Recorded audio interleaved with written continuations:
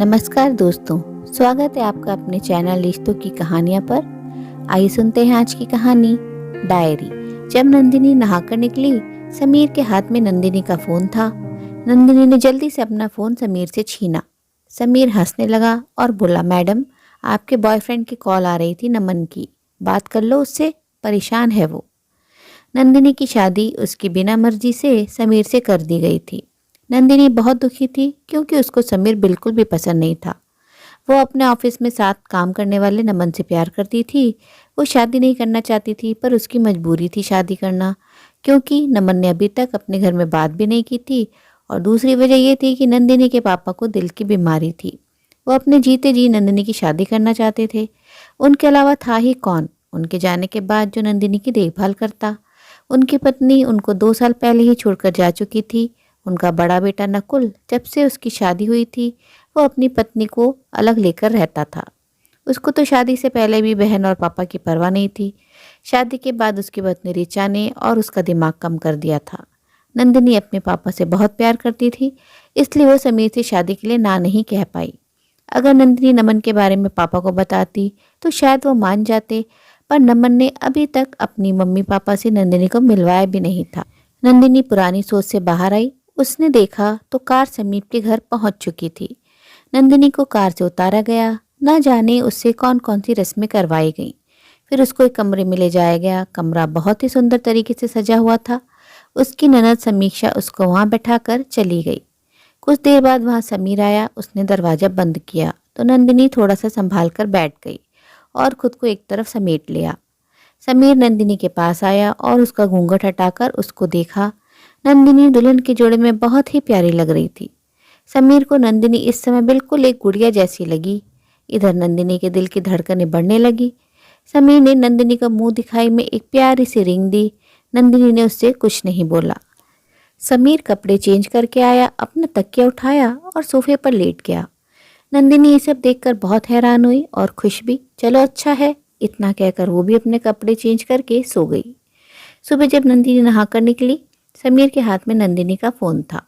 नंदिनी ने जल्दी से अपना फोन समीर से छीना और कहने लगी, ये बैड मैनर्स होते हैं कि किसी का फोन उससे बिना पूछे लेना। समीर हंसने लगा और बोला, मैडम, आप किसी नहीं हैं, पत्नी है हमारी। तुम्हारी बॉयफ्रेंड की कॉल आ रही थी, नमन की। बात कर लो उससे, परेशान है वो। समीर का इतना कहना था कि नंदिनी की आंखें फटी की फटी रह गई। ये क्या बोल रहा है समीर? नंदिनी कुछ कहती इससे पहले ही समीर बोला, मुझे पता है तुमने ये शादी अपने पापा के कहने पर की है, और मैं ये भी जानता हूँ कि नमन और तुम एक दूसरे से बहुत प्यार करते हो। नंदिनी ने कहा, जब आप सब जानते हैं फिर मुझसे शादी क्यों की? मना कर सकते थे आप। समीर ने कहा, जिस तरह तुम अपने पापा से प्यार करती हो, उसी तरह मैं भी अपने परिवार वालों से बहुत प्यार करता हूँ। मेरी माँ ने जब तुमको पहली बार मंदिर में देखा था, तभी से तुमको पसंद करने लगी थी और मुझसे बोली, ये मेरे घर की बहू बनेगी। मैं अपनी माँ की बात नहीं टाल सकता था, इसलिए मैंने तुमसे शादी की। नंदिनी सब सुनने के बाद भी चुप थी। क्या बोलती, उसकी तो कुछ समझ नहीं आ रहा था। समीर कुछ टाइम बाद वहां से चला गया। नंदिनी ने नमन को कॉल की। नमन बोला, कैसी हो? नंदिनी रो रही थी। बोली, आपके बिना कैसी हो सकती हूँ? मुझे यहाँ से ले जाओ नमन, मैं यहाँ नहीं रहना चाहती। नमन ने नंदिनी से कुछ दिनों की मोहलत मांगी। नमन बोला, बहुत जल्दी आऊँगा तुमको लेने। कुछ देर बाद की नंदिनी ने तभी नंदिनी की ननद समीक्षा कमरे में आ गई। नंदिनी ने जल्दी से कॉल डिस्कनेक्ट की। भाभी, आपको माँ नाश्ते के लिए ऊपर बुला रही है। नंदिनी ने हाँ में सिर हिलाया और समीक्षा के साथ चली गई। नंदिनी का और उसके देवर का कमरा नीचे था। सास ने अपना सारा इंतजाम ऊपर कर रखा था। नंदिनी के देवर की शादी नंदिनी की शादी से पहले हो चुकी थी और उनका एक बेटा कियान था। नंदिनी ऊपर गई, सबने नाश्ता किया और अपने काम में लग गए। नंदिनी किचन में आ गई, सासू माँ के पीछे पीछे। नंदिनी बोली, माँ जी, मैं कुछ करवाऊँ? सासू माँ ने कहा, नहीं बहू, अभी तू नहीं है, आराम कर, फिर तो सारी जिंदगी काम ही करना है। जा कमरे में आराम कर जाकर। नंदिनी नीचे आ गई। ऐसे ही कुछ दिन बीते। नंदिनी घर में बैठे बैठे बोर होती थी। घर में उससे कोई काम नहीं करवाता था। लोग उससे बहुत प्यार करते थे। नंदिनी के ससुराल में सभी लोग अच्छे थे। नंदिनी दिन भर अपने कमरे में नमन से बात करती रहती थी। समीर भी बहुत प्यार से रखता था नंदिनी को।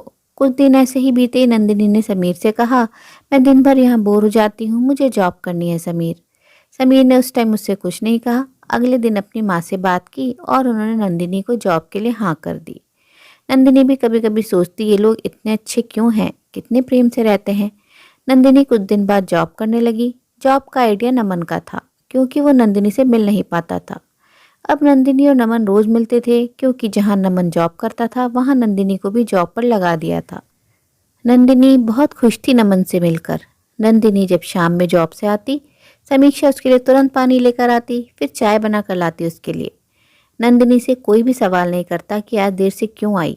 किसी ने उससे ये तक नहीं पूछा कि वो जॉब किस कंपनी में करती है। नंदिनी के दिन अच्छे से बीत रहे थे कि एक दिन पड़ोस की आंटी आई और कहने लगी कि तुम्हारी बहू को हमने बाइक पर किसी और लड़के के साथ देखा है। सासू माँ ने इतना सुनते ही पड़ोस की आंटी को इतनी सुनाई कि वो डर के भाग गई। नंदिनी की सास बोली, अरे मेरी बहू पर अगर किसी ने उंगली उठाई ना, उंगली तोड़ दूंगी। वो सिर्फ अपने शौक से जॉब कर रही है, वरना उसको किसी चीज़ की कमी नहीं है। तुम लोग झूठ बोलकर उसको बदनाम करना चाहती हो। अरे जमाना ही ऐसा है, घर में बहू बेटियां घर का काम करे तो सही और कहीं जॉब करने लगे तो गलत। आंटी तो जा चुकी थी पर सासू माँ फिर भी बड़बड़ाई जा रही थी। नंदिनी और समीर आपस में बहुत कम ही बात करते थे। समीर नंदिनी की हर ख्वाहिश का ख्याल रखता था। एक दिन नंदिनी की सास नंदिनी के पास आई और बोली, नंदिनी कल करवा चौथ है, व्रत रखना है तुमको भी। नंदिनी को कपड़े और बहुत सारे गहने दिए और बोली, कल यही पहनना है। नंदिनी ने हाँ में सिर हिलाया और सामान अलमीरा में रखने लगी। तभी उसकी नज़र एक डब्बे पर गई। वो डब्बा उसको जाना पहचाना लगा। नंदिनी ने उसको खोला और देखा उसमें बहुत सारी चीज़ें रखी हुई थी। एक पायल, एक कानों का झुमका और एक डायरी। डायरी खोल के देखा तो वो दंग रह गई। डायरी में उसका फोटो लगा हुआ था। उसने डायरी पढ़ना शुरू की। फर्स्ट पेज पर लिखा हुआ था, मेरा पहला प्यार नंदिनी, और दिल बना हुआ था। उसने आगे पढ़ना शुरू किया, नंदिनी मेरी जिंदगी, मैंने आज तुमको ब्लैक ड्रेस में देखा, कितनी प्यारी लग रही थी तुम। तुमको जब पहली बार देखा था मंदिर में माँ के साथ, तभी से मेरे दिल में घर कर गई थी। माँ को भी तुम बहुत पसंद आई थी। माँ ने बोला, बहू हो तो ऐसी। और मैंने माँ की बात सुनकर शर्म से सर झुका दिया था। फिर मैंने तुमको कॉलेज में देखा, पर तुम तो किसी को भाव ही नहीं देती थी। मैं तुम्हारा ही क्लास में था, पर तुमने मुझे कभी सही से देखा ही नहीं। आज 14 फरवरी यानी प्यार का दिन था। मैंने तुम्हारे लिए बहुत सारे तोहफे लिए। सोचा आज तो अपने प्यार का इजहार करके ही जाऊंगा। जब कॉलेज गया, वहाँ का नज़ारा देखकर मेरा सारा प्लान ही खराब हो गया। किसी लड़के ने तुमको फूल देकर प्रपोज किया था। तुमने उसके थप्पड़ मारा और उसकी शिकायत प्रिंसिपल से कर दी थी। बस वहीं से तौबा किया, अब घर पर रिश्ता भेजूंगा, नहीं तो मेरी भी शिकायत हो जाएगी। माँ को मैंने सब बताया कि मैं नंदिनी को पसंद करता हूँ। माँ को तो तुम पहले से ही पसंद थी। माँ कल रिश्ता लेकर जाने वाली थी, तभी मैंने देखा तुम किसी के साथ बाइक पर हो। मैंने पीछा किया तुम्हारा, देखा तो तुम दोनों पार्क में गए। मैं भी वहाँ चला गया। तुम दोनों ने एक दूसरे को हक किया और तुम कह रही थी, नमन अपने घर जल्दी बात करो, मैं तुम्हारे बिना नहीं रह सकती, आई लव यू नमन। नंदिनी, तुम्हारा इतना कहना था कि मैं टूट गया। मुझे समझ नहीं आया क्या करूं।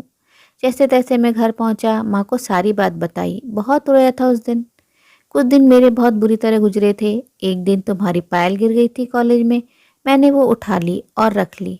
ऐसे ही एक दिन तुम्हारे कान का झुमका तुम्हारी फ्रेंड की शादी में गिर गया था, वो भी मैंने उठा लिया था। तुमसे दूर जाना चाहता था पर जा ही नहीं पाया। तुमको याद है एनुअल फंक्शन था, तुम आना नहीं चाह रही थी। सबने जबरदस्ती की, तब तुम बहुत मुश्किल से फंक्शन के लिए रेडी हुई। तुमने बोला कपड़े न्यू नहीं है, तुम्हारे घर जाने का भी टाइम नहीं है, बहुत दूर था घर। तुम्हारे लिए ड्रेस का इंतज़ाम किया गया, वो ड्रेस मैं ही लाया था। उस डब्बे को मैंने संभाल कर रख लिया।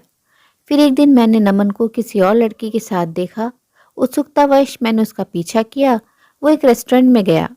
मैं उनके पीछे वाली टेबल पर बैठ गया। मगर उस दिन मैंने जाना कि नमन तुम्हारे जज्बातों से खेल रहा है। वो उस लड़की से बोला कि वो उससे प्यार करता है और उसी से शादी करेगा। नमन के लिए प्यार शब्द सिर्फ नादान लड़कियों को अपने पर विश्वास दिलाने का अस्त्र है। इसलिए शायद उसने तुम्हें अपने घर वालों से भी नहीं मिलवाया, क्योंकि उसे शादी करनी ही नहीं थी। आखिर कुछ नहीं हो, शायद तो मेरी किस्मत में थी, इसलिए तुम्हारे पापा खुद लेकर आए मेरे यहाँ रिश्ता। माँ तुरंत मान गई, क्योंकि उन्हें मेरी हालत याद थी, कितना तड़पा था मैं। माँ ने जब मुझे बताया कि तुम्हारा रिश्ता नंदिनी के साथ तय हुआ है, मैं खुशी से नाचने लगा। तभी मुझे नमन का ख्याल आया और मैं शांत हो गया। माँ ने मुझको समझाया, हो सकता है जिसको तूने देखा हो कोई और हो, अगर उसका किसी से कुछ होता तो नंदिनी शादी के लिए हाँ नहीं करती। मैंने भी समझ लिया कि किस्मत में तुम हो, देखते हैं आगे क्या हो। पर मैंने सोच लिया कि नमन जैसे धोखेबाज इंसान को तुम्हारे साथ और नहीं खेलने दूंगा। नंदिनी ये सब पढ़कर दंग रह गई। उसकी आंखों से आंसू निकल आए और सोचने लगी, कितना प्यार करते हैं ये मुझसे, मैंने कभी सोचा भी नहीं था। इतनी अच्छी ससुराल और इतना प्यार करने वाला पति मिलेगा, और जिस नमन के लिए इतने अच्छे इंसान का दिल दुखा रही हूँ, पूरा परिवार के विश्वास को छलनी कर रही हूँ, वो इसके रत्ती भर भी लायक नहीं, वो मेरा प्यार डिजर्व ही नहीं करता है। मैंने ये फास नमन के लिए रखने वाली थी। समीर, अब मुझे मेरी गलतियों का एहसास हो चुका है। अब कल आपको आपकी वो दुल्हन और वो प्यार मिलेगा जिसकी बरसों आपने इंतजार किया है। नंदिनी आज पहली बार दिल से खुश थी। नमन का नंबर उसने ब्लॉक करके डिलीट कर दिया। वो सुबह जल्दी उठी। सासू माँ ने उसको सरगी दी। सरगी खाकर उसने अपनी ननद से हाथों में मेहंदी लगवाई। शाम का माहौल था। सब मोहल्ले की औरतें नंदिनी के ससुराल आ गई थी, क्योंकि नंदिनी की माँ के यहाँ ही सब फास्ट खोलते थे। समीर ने नंदिनी को इतना खुश देखा तो अच्छा लगा। नंदिनी पहली बार सच्चे दिल से अपने पति के लिए तैयार हुई थी। उसने पूरे 16 श्रृंगार किए। रात हुई, चांद निकल आया, सभी ने पूजा की और सभी के पतियों ने अपनी अपनी पत्नियों का फास्ट खुलवा दिया था। घर से लोग जा चुके थे। रात भी बहुत हो गई थी। सभी लोग सोने चले गए। समीर जब अपने कमरे में आया तो देखकर खुश हो गया। कमरा ऐसे सजा था जैसे उसकी शादी की रात सजाया हुआ था। बेड पर गुलाबों के फूलों के बीच बैठी हुई नंदिनी बिल्कुल दुल्हन की तरह सजी हुई थी। समीर पास आया तो नंदिनी के दिल की धड़कनें तेज हो गई। समीर बोला, नंदिनी क्या है ये सब? उसने समीर की डायरी वाला डिब्बा उसको दिखाया। समीर पहले तो मुस्कुराया, फिर बोला, किसी की चोरी छिपे पर्सनल चीज़ें पढ़ना गलत है। नंदिनी ने समीर का हाथ पकड़कर अपने माथे से लगाया तो समीर का बैलेंस बिगड़ गया और वो बेड पर गिर गया। नंदिनी उसके सीने पर अपना सिर रखकर कहा, कभी कभी गलत चीज़ करनी चाहिए, वरना बहुत सी बातें राज बनकर रह जाती हैं। अगर मैं आपकी डायरी नहीं पढ़ती तो कैसे पता चलता कि मुझे इतना प्यार करने वाला पति मिला है। नंदिनी ने समीर से अपनी गलतियों की माफ़ी मांगी। समीर ने उसको गले से लगा लिया। बहुत देर तक गले से लगाए रहा। नंदिनी कुछ देर बाद बोली, समीर आपने तो मुझे सही से देखा भी नहीं। मैंने आज सच्चे दिल से आपके लिए श्रृंगार किया है। समीर ने उसको बहुत देर तक ध्यान से देखा और मन में ईश्वर को धन्यवाद दिया कि आखिर उसको अपने इंतज़ार का इतना अच्छा फल जो मिल गया था। फिर वो दोनों एक दूसरे में खो गए। आज समीर को अपना सच्चा प्यार मिल गया था। दोस्तों, उम्मीद है प्यार के सही मायने सिखाती है कहानी आपको ज़रूर पसंद आई होगी। कहानी अच्छी लगी हो तो अपनी राय कमेंट बॉक्स में ज़रूर साझा करें और अपने मित्रों प्रियजनों के साथ भी शेयर ज़रूर करें। दोस्तों, आपसे अनुरोध है, अगर आप चैनल पर नए हैं तो ऐसी ही नई नई जीवन से जुड़ी कहानियाँ सुनते रहने के लिए चैनल को सब्सक्राइब जरूर करें। कहानी अंत तक सुनने के लिए आप सभी का दिल से बहुत बहुत शुक्रिया। तो फिर मिलते अगली कहानी में। तब तक के लिए आप लोग अपना ध्यान रखिए, खुश रहिए, ऐसे ही कहानियाँ सुनते रहिए।